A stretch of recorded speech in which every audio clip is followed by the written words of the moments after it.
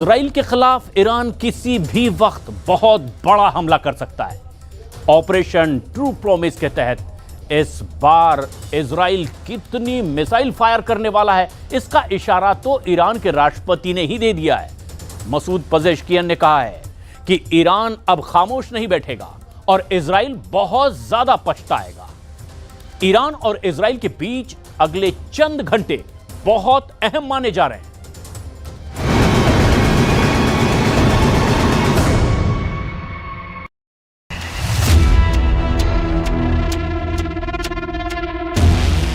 Tehran से 150 kilometre दक्षिण में जमकरान में इस तारीखी मस्जिद पर लाल परचम फहराया जा रहा है।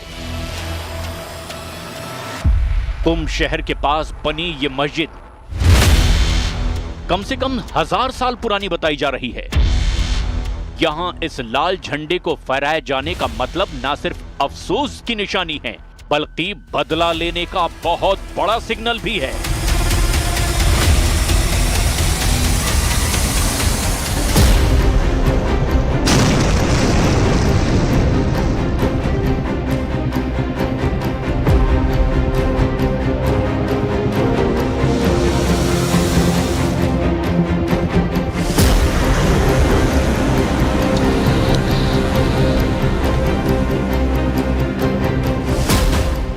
ईरान का ऑपरेशन ट्रू प्रॉमिस 3 शुरू हो चुका है।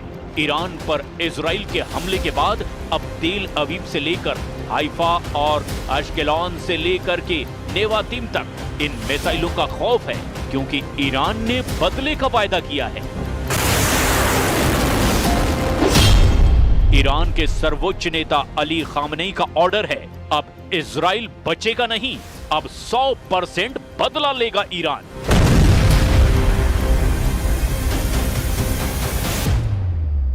البته ملت ایران و مسئولان کشور در برابر این جنایت سکوت نخواهند کرد و پاسخ مشروع و قدرتمند جمهوری اسلامی ایران دشمن را از اقدام احمقانه خود پشیمان خواهد کرد. मैसेज साफ है कि ईरान का ऑपरेशन ट्रू प्रॉमिस 3 शुरू हो चुका है। खामनेई ने बहुत साफ शब्दों में कहा कि अपने कमांडरों और वैज्ञानिकों की हत्या का बदला जल्द से जल्द लिया जाएगा। खामनेई की लिस्ट में इजराइल के कई टारगेट हैं। पहला टारगेट तेल अवीव यानी इजराइल की राजधानी है।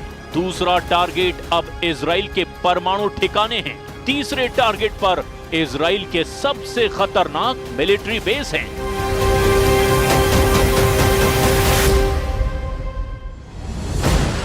ईरान के टारगेट पर इस वक्त इजराइल के कम से कम 25 ठिकाने हैं।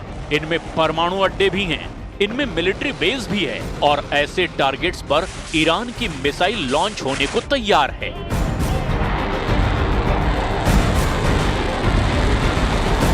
अब खामनेई के ऑर्डर पर इजराइल को दहलाने की पूरी तैयारी है। ईरान की हर वो मिसाइल जिसकी रेंज 1500 के आसपास है, वो इजराइल पर हमले के लिए बिल्कुल तैयार कर दी गई है। ईरान की मिसाइल खुर्रम शहर, रेंज 2000 किलोमीटर से ज्यादा। ईरान की फतह हाइपरसोनिक मिसाइल, रेंज करीब 1500 किलोमीटर। ईरान की Shahab 3 ballistic missile, range 2000 kilometre. Iran की Sejjil ballistic missile, range 2000 kilometre.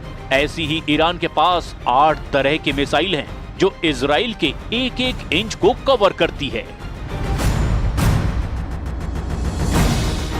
Iran अपनी अंडरग्राउंड मिसाइल सिटी दिखा चुका है, जहां 10, 20, 100 नहीं, हजारों मिसाइलें हमेशा फायर करने के लिए तैयार रखी गई हैं। इन मिसाइलों में ईरान की इमाद मिसाइल भी है, सेजिल मिसाइल है, खैबर केशन, हज कासिम जैसी बहुत ही खतरनाक मिसाइल भी शामिल है। ऐसी कई मिसाइल हैं जो ईरान इजराइल पर पहले 2 बार फायर कर चुका है। इस बार ईरान के ऑपरेशन ट्रू प्रॉमिस में अगर बैलिस्टिक मिसाइल इस्तेमाल हुई तो यही जखीरा इस्तेमाल किया जाएगा। इनके टारगेट पर इजराइल के कई अड्डे होंगे जिन्हें ईरान जलाकर राख कर देना चाहेगा।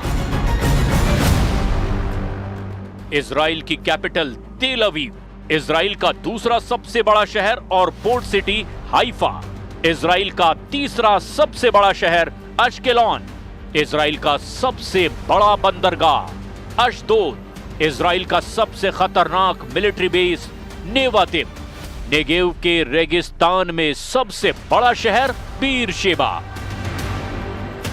ईरान के टारगेट पर इजराइल के परमाणु अड्डे हैं और अगर वहां ईरान ने हमला किया तो समझ लीजिए कि परमाणु युद्ध शुरू हो सकता है, क्योंकि इजराइल के पास करीब 100 एटम बम हैं। इसका दावा कई अंतर्राष्ट्रीय रिपोर्ट्स में किया गया है। ईरान के परमाणु ठिकानों पर सबसे बड़ा टारगेट नेगेव में इजराइल का न्यूक्लियर रिसर्च सेंटर इमोना हो सकता है। एलाबून, यहां इजराइल के छोटे परमाणु बम रखे जाने का दावा किया जाता है। कफार ज़ेखारिया और तिरोश, जहां पर इजराइल का परमाणु बम का बड़ा गोदाम बताया जा रहा है। नहाल सोरेख, यहां पर इजराइल की परमाणु लैब है जहां परमाणु बम डिजाइनिंग का दावा किया जाता है। योदेफात और राफाएल, यहां पर परमाणु बम के हिस्सों को जोड़ने की फैसिलिटी होने का दावा किया जाता है।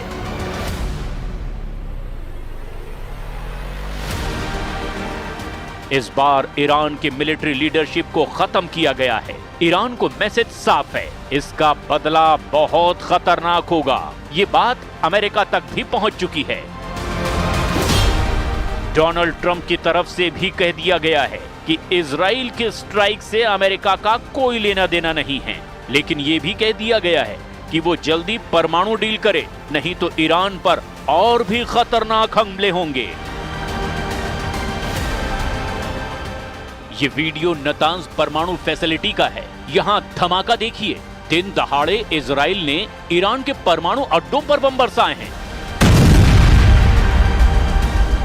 ये धमाके बता रहे हैं कि ईरान के जख्म कितने गहरे हैं, क्योंकि सिर्फ न्यूक्लियर साइट्स पर अटैक नहीं किए गए, ईरान की मिलिट्री लीडरशिप को भी खत्म कर दिया गया।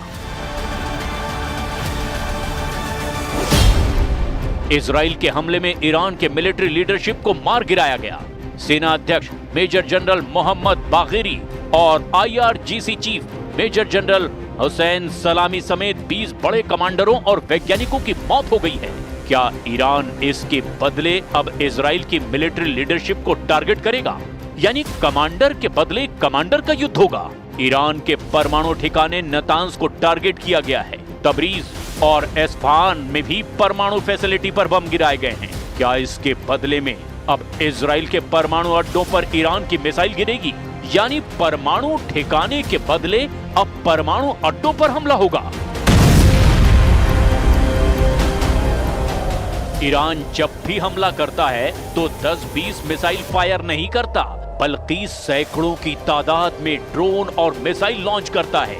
ऐसा इसीलिए क्योंकि ईरान को मालूम है कि इजराइल के मिसाइल डिफेंस सिस्टम बहुत मजबूत हैं और उनको तभी मात दी जा सकती है जब ज्यादा तादाद में मिसाइल और ड्रोन फायर किए जाएं।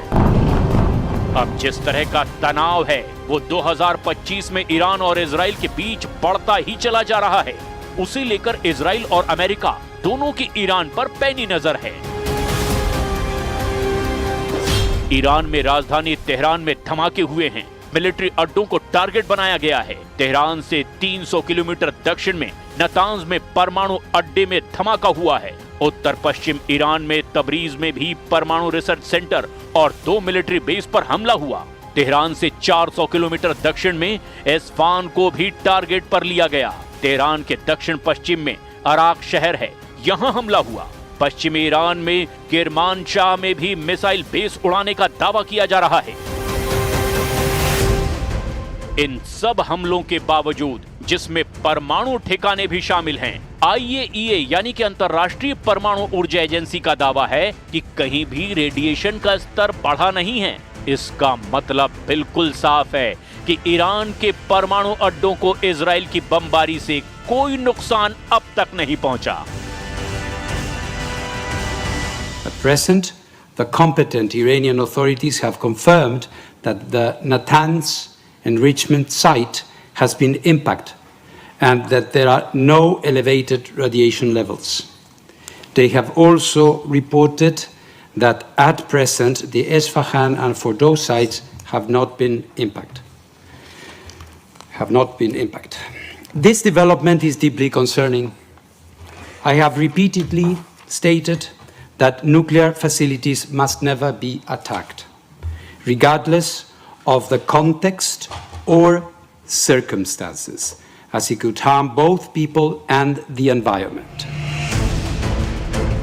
ईरान बता चुका है कि उसके हथियार गोदाम में जितनी मिसाइल हैं, वो सब इजराइल का एक एक इंच कवर करती हैं। इजराइल की चुनौती को ईरान ने 2 बार मुंहतोड़ टक्कर दी है। 13 अप्रैल 2024 को ईरान ने इजराइल पर अटैक किया था। तब 300 ड्रोन और मिसाइल से हमला किया। इस तरह ईरान ने सीरिया में अपने दूतावास पर हुए हमले का बदला लिया था। इसके बाद 1 अक्टूबर 2024 को ईरान ने हिजबुल्लाह चीफ हसन नसरल्लाह की मौत का बदला लिया, जब उसने 200 बैलिस्टिक मिसाइल इजराइल पर दाग दी थी। लेकिन 13 जून को ईरान पर हुए हमलों ने अब ईरान के सभी मिसाइल वाले दबदबे को खत्म कर दिया है। इजराइल अब ईरान के सीने पर चढ़कर बोल रहा है कि वो ईरान के परमाणु कार्यक्रम को आगे नहीं बढ़ने देगा किसी भी कीमत पर। और ऐसे में अब सबको इंतजार है कि क्या ईरान की जवाबी स्ट्राइक होगी, और अगर होगी तो उसके बाद इजराइल क्या करेगा, क्योंकि अब यह हमला सबसे बड़े युद्ध की तरफ बढ़ता हुआ दिखाई दे रहा है।